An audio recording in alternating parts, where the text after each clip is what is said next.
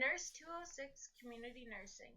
Assignment 2, Adolescent Sexual Health Promotion by Serena Armstrong, Alexia Berry, Brianna Cretchen, and Jolene Hine. What is adolescence? Adolescence is defined as a period of growing into maturity. Adolescence is a gradual period of growth from childhood into adulthood and is characterized by psychological, sociological, and physiological maturation. Adolescence is initiated by pubertal changes. Early adolescence begins with the emergence of secondary sex characteristics. In this stage, adolescents begin to seek independence within parental relationships. Mid-adolescence entails the advancement of secondary sex characteristics. Parental relationships may be compromised during this stage due to the conflict of independence and control. Behavior at this stage is largely influenced by peers, and adolescents begin to explore their sexuality. In late adolescence, physical maturity is nearing completion, and late adolescents have separated both emotionally and physically from their parents. Confidence with sexual identity is established in this phase. Reproductive health issue addressed the lack of education and visibility of sexual health services for adolescents in Cold Lake. Adolescents are seemingly not aware of the resources regarding discreet and confidential care for STI screening, treatment, and pregnancy prevention and planning. Additionally, community health care professionals indicated that adolescents were not utilizing the appropriate channels for their sexual health needs. As part of gathering data for this project, we met with two nurses at Cold Lake Community Health, and we spoke with a nurse practitioner at the primary care network, and we were looking to determine what services they provide as far as for adolescents and whether they're seeing them for sexual health concerns. The Cold Lake Community Health said they rarely see teens, although they do provide STI prevention and screening, pregnancy and other sexual health concerns, education on it. They do referrals. They're primarily seeing 30 to 40-year-olds with STIs such as syphilis and gonorrhea. At the primary care network, they are also seeing adolescents a little more than community health, and for the same types of things, looking to get birth control or STI screening, and they will come in with or without their parents. We also spoke with a pharmacist in town and emergency department nurse to see if they are finding adolescents are coming into these places. The pharmacist said she is seeing girls coming in with their mothers and they're seeking birth control. She also has girls coming in on their own looking to get the Plan B pill.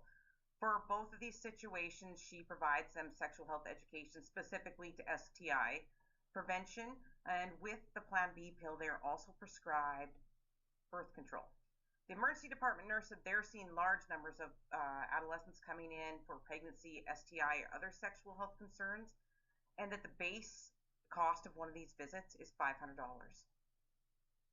Demographic statistics. The data on teen pregnancy in Cold Lake ages 15 to 19 are significantly higher than Alberta's teen birth rate. Alberta's teen birth rate is 6.9 people per 1,000 people, whereas Cold Lake's is 21.1 people per 1,000 people.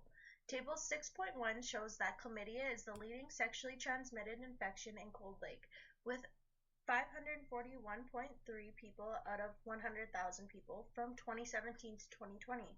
Cold Lake has a higher STI rate in comparison to the provincial STI rate from 2017 to 2020. Three factors that we identified as far as influencing the sexual health of adolescents in our area is the first one, public health nurses no longer provide sexual health education in the schools. It is either teachers, counselors, or as far as the Catholic School Board or schools, it is in the religion class, and it is likely very uncomfortable and that for a student to go up to a teacher or counselor that they see on a daily basis and tell them of any concerns or questions they may have. Secondly, we do not believe that adolescents are aware that they can be seen without their parents and their information kept private. This is the case if they can be deemed a mature minor. So that's anyone under 18 under specific conditions can be deemed a mature minor. Then their health concerns, they can go to public health and talk to them, and their parents don't have to be involved. The third is that adolescents are not aware of what services are available to them.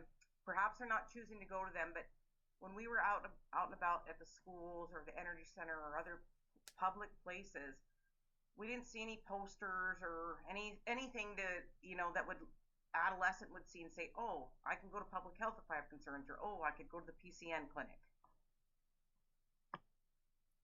The goals we have identified for this health issue include the reintroduction of public health nurses into schools for sexual health education, increasing the visibility of the resources available to adolescents for sexual health concerns or just overall health, including public health and primary care network. 3 is increased adolescent awareness of these services, and 4 is to redirect adolescents away from the emergency room to these proper resources. So based on our goals of action plan, we came up with 3 strategies to help meet our goals. Goal 1 strategy is to collaborate and communicate with the decision makers in the community, including school boards, AHS officials, and City Hall policymakers, to try to find a way to reintroduce public health nurses into the sexual health education within our schools. Goal 2 strategy is to create a physical presence of information available via posters that can be hung up for students to view. These posters need to be concise yet discreet and have clever eye-catching slogans that showcase the resources available to them and where to access them. Finally, Goal 3 strategy is to strategically place these posters in high-traffic areas utilized by adolescents. For example, poster boards on the entry or exit to the high school from the Energy Center foyer. So to implement our goals, certain considerations must be made. We identified that communication with schools regarding the re-implementation of nurses is a factor. We propose that a nurse could potentially float between institutions, which would cost less than having one nurse in every school. This strategy would require substantial planning between teachers, public health nurses, and school officials to reorient the curriculums to accommodate this. Goal 2 considerations focus is that budget constraints are going to be the driving factor in policy change. A potential solution is a data analysis on the cost saving of redirecting adolescents to the community health center or primary care network versus the emergency department. Like Jolene mentioned earlier, an approximate cost of an STI screening in the ER is $500. If the cost of screening could be identified within the other avenues as less than $500 per visit, it would make it more advantageous to implement campaigns that shift the cost downward per individual visit. The final goal consideration that the posters need to have is a strong presence in the right areas to increase visibility. Emergency department entryways and exits, as well as pamphlets with the identical information, could be given out by medical personnel to an adolescent when they come in for sexual health concerns. The material would need to be vetted and approved by AHS officials and then by hospital management before placement. We would also require the school board approval of the information in the posters.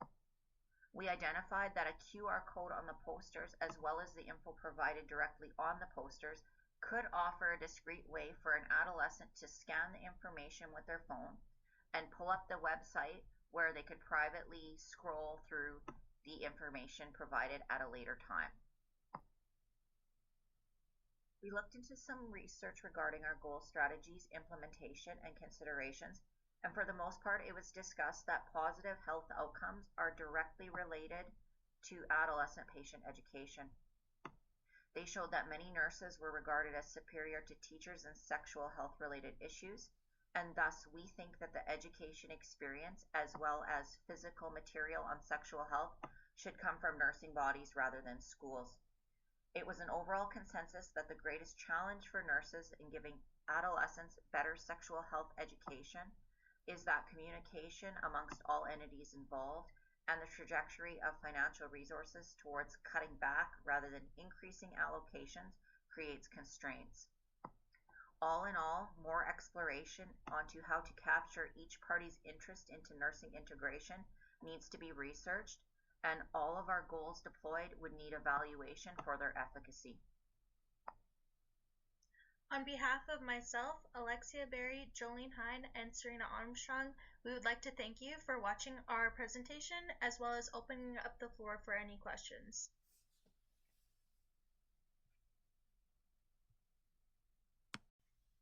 Our